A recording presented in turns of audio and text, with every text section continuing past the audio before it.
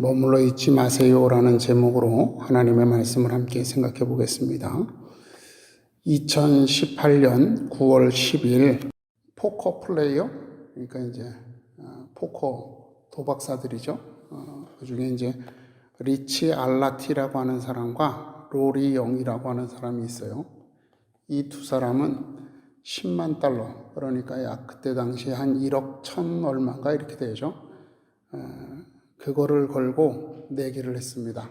그 내기가 뭐냐면 한 달 동안 침대와 냉장고 그리고 욕실만 있는 좁고 어두운 방에서 지내는 거였어요.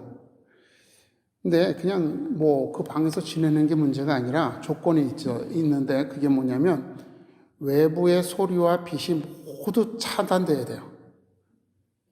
그리고 이 사람이 뭔가 이 다른 외부와 소통하는 것이 없다는 것을 증명하기 위해서 적외선 카메라를 설치해서 항상 그 영상을 녹화해야 돼요.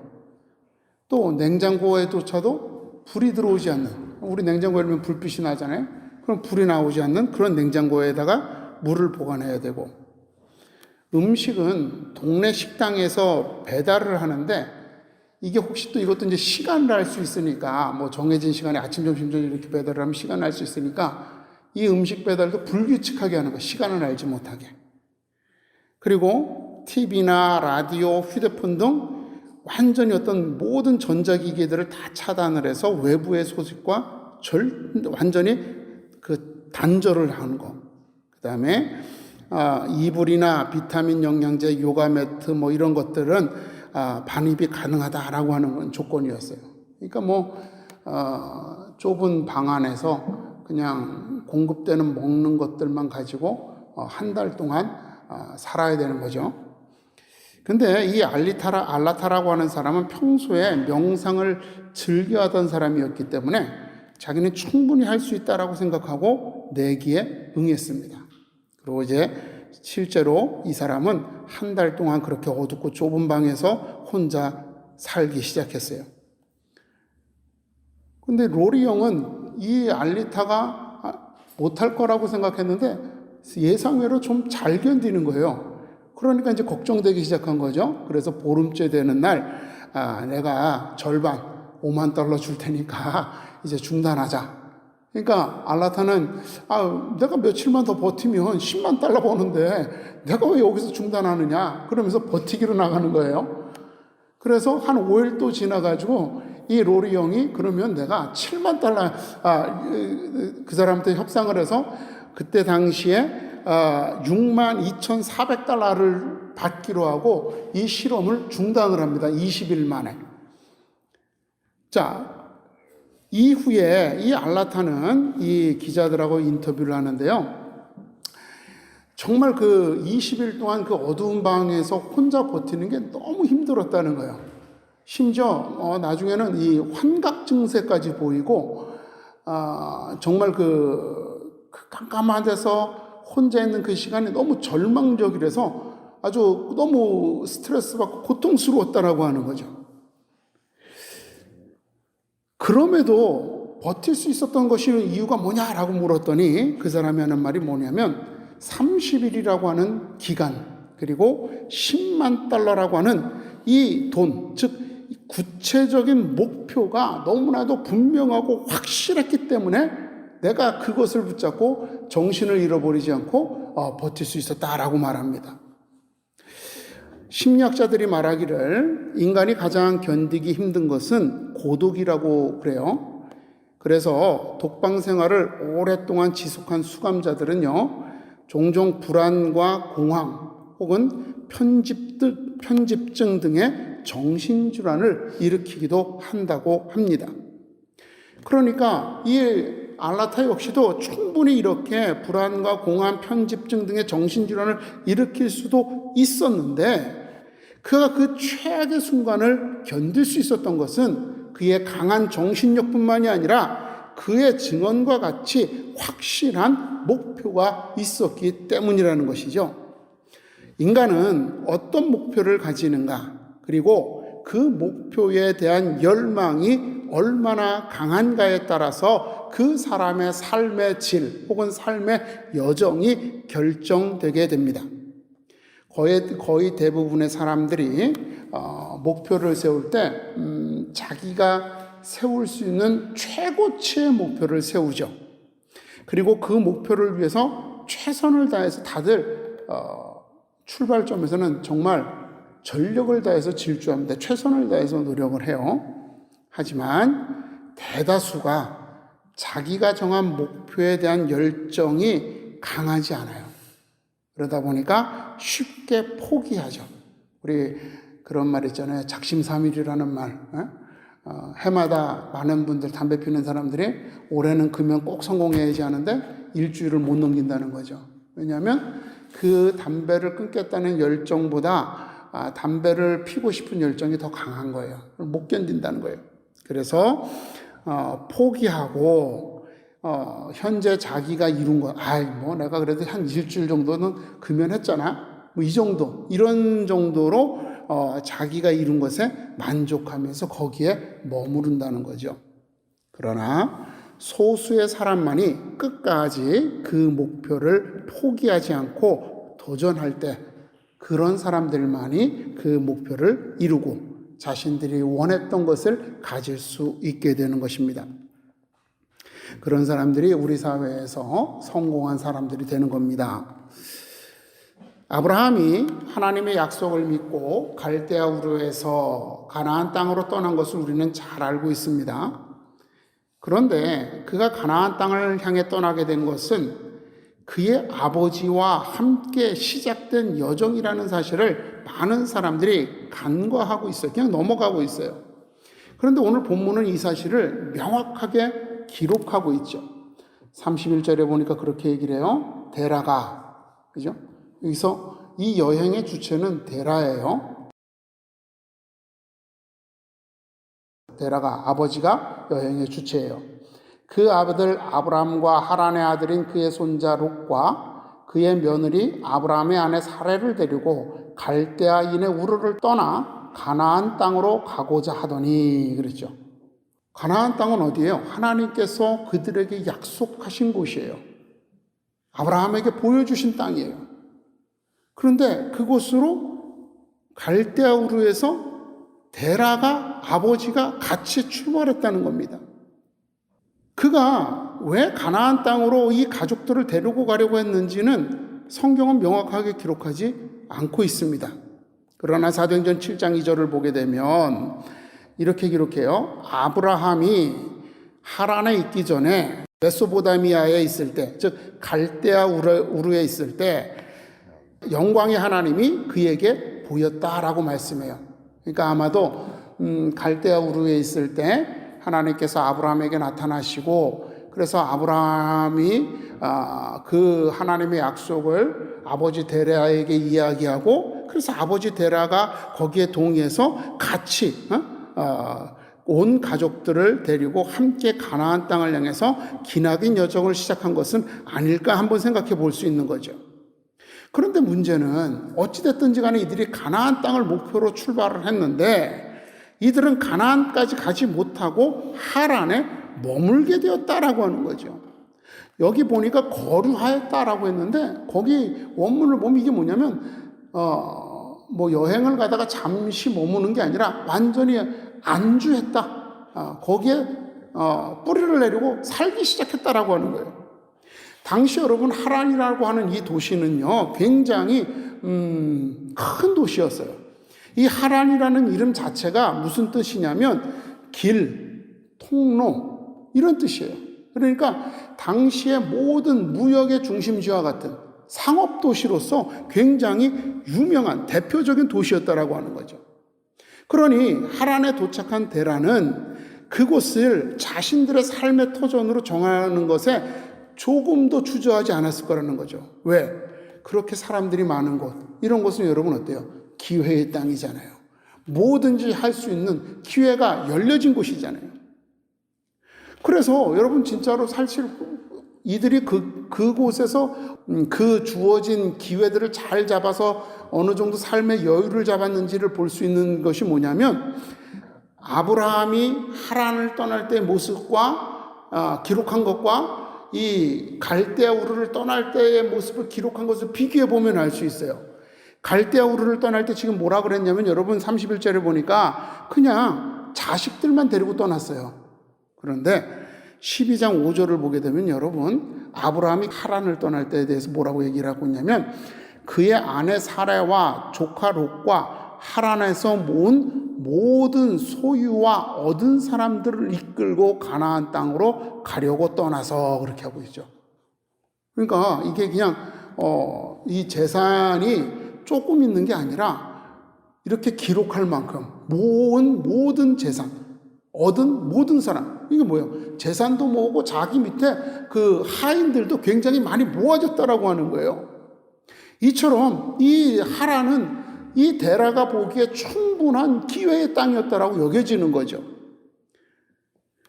가나안을 향하여 가는 도중에 하란이라고 하는 풍요로운 도시를 만나서 그곳에 머물렀죠. 그리고 그의 기대와 같이 그곳에서 많은 것을 얻을 수가 있었습니다.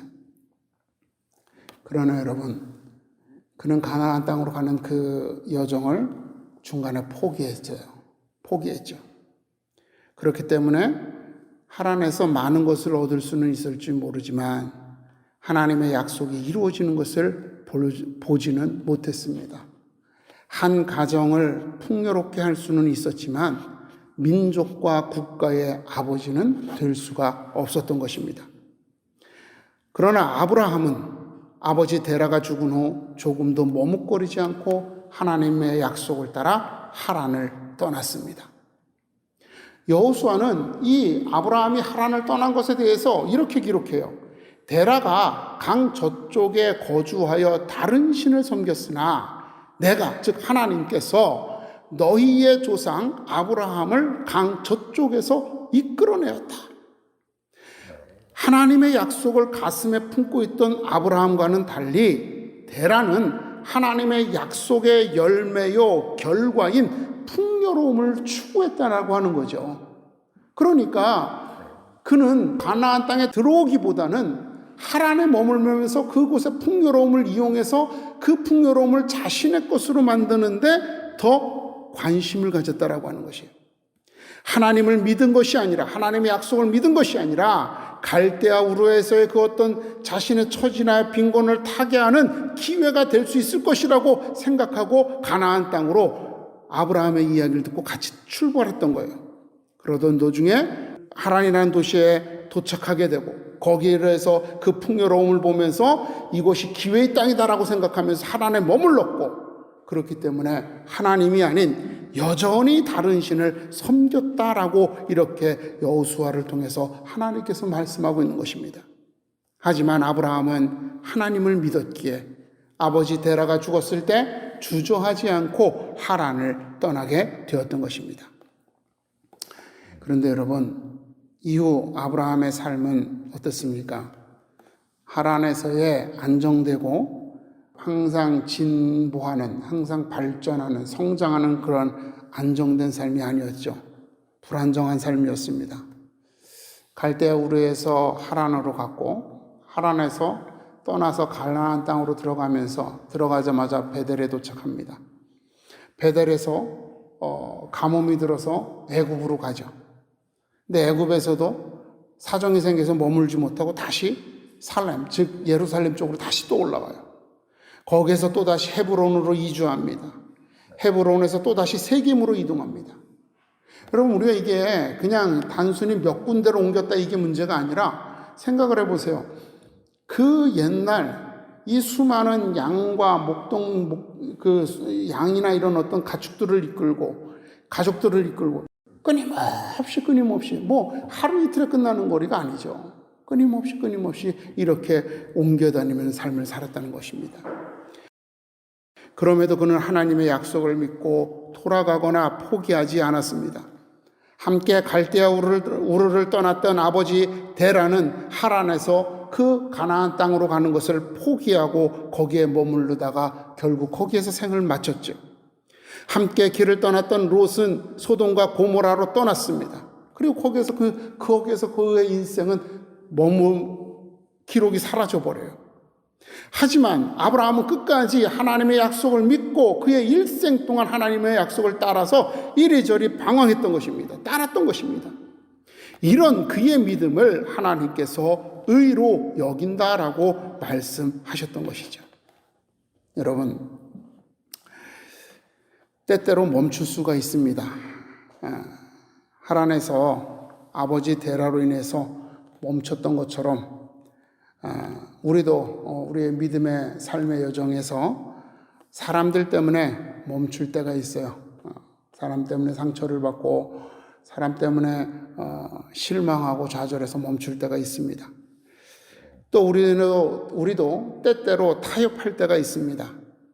애굽에서 아브라함은 이방인들 사이에서 자기가 살아남아야 된다라고 하는 이런 부담감 때문에 위협을 느끼고 자기 아내를 아내라고 말하지 못하고 누이라고 그러죠. 그래서 이 아내 사라가 바로의 부인까지 될 뻔한 이러한 일들을 겪어야 되죠. 그렇게 자신의 안전을 위해서 거짓이나 이런 것들로 타협할 수도 있어, 세상과.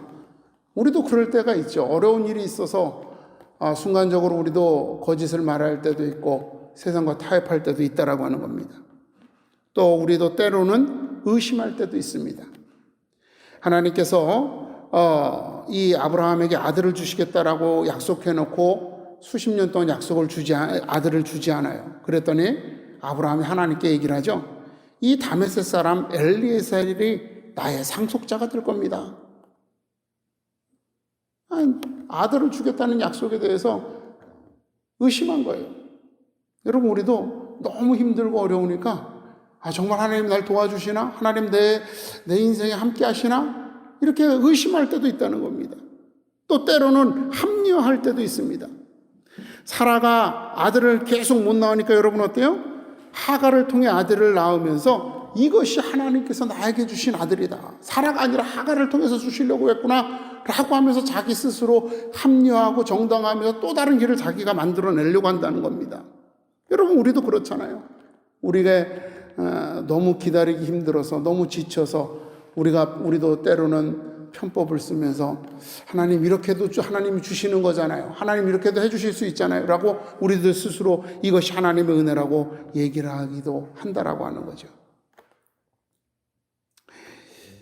그럼에도 이 아브라함은 여러분 이렇게 때로는 사람 때문에 멈추고 타협도 하고 의심도 하고 합리화하면서도 그래도 하나님의 약속을 믿고 다시 되돌아가지 않았습니다.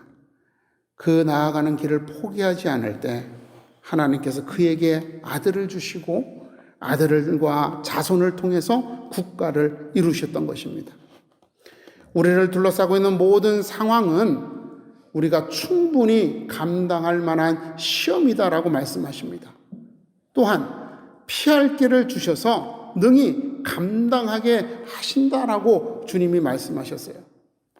모세가 바로 앞에 서기를 주저할 때 아론을 함께하게 하셨죠. 그리고 광야에서 이스라엘 백성들이 그냥 뭐라 그럴까요? 어려움만 생기면 계속해서 모세한테 투정을 부리고 맨날 모세한테 쫓아와가지고 강의하고 따지고 그러니까 모세가 그렇게 말해요. 하나님 정말 힘듭니다. 얘네들 고기 달라는데 나는 이거 줄 수도 없고요. 이 사람들이 너무 많아서 이거 하나님 내가 정말 이들의 이야기들을 다 듣고 감당할 수 없습니다. 이렇게 하니까 하나님께서 너희 각 민족 12지파 중에서 장로들을 세워라. 그래서 장로들에게 그의 영, 하나님의 영을 함께 주셔서 그들이 함께 감당하도록 하나님께서 도우셨다라고 하는 거예요. 그분을 믿고 세상 앞에서 여러분 우리가 주님의 자녀로서 정말 포기하지 않고, 물론 우리가 좌절할 때도 있고 낙심할 때도 있고 실패할 때도 있고 쓰러질 때도 있지만 포기하지 않고 주님의 자녀로 진실과 정직과 정의로 살아가려고 노력할 때 하나님께서 우리와 함께 하신다는 겁니다. 하나님의 도우심을 믿고 불의와 부정과 죄에 맞설 때 하나님께서 우리를 지키신다는 겁니다. 하나님의 약속을 믿고 돈과 명예와 쾌락의 유혹을 견딜 때 우리가 능히 이길 수 있도록 하나님이 함께 하신다는 겁니다.